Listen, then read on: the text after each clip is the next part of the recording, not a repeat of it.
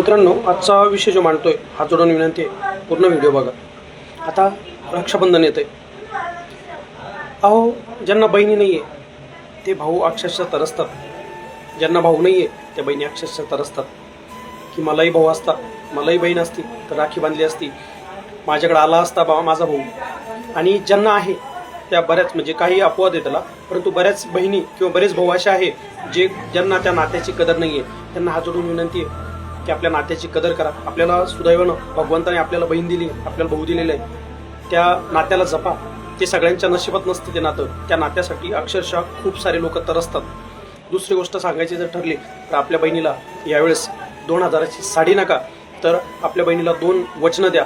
एक, मी सगळ्या परस्त्रीला बहिणीप्रमाणेच बघेल. दुसरी गोष्ट की मी सदैव काहीही झालं तरी व्यसन करणार नाही आणि सदैव तुझ्या संकटात उभा असेल. आणि ज्यांना भाऊ नाही त्यांनी बिनधास्त मला मेसेज करा आणि कधीही अर्ध्या रात्री मला मेसेज करा. मी होईल तेवढी मदत एक भाऊ या नात्याने तुमची करेलच. सगळ्या माझ्या बहिणींना रक्षाबंधनाच्या खूप खूप शुभेच्छा.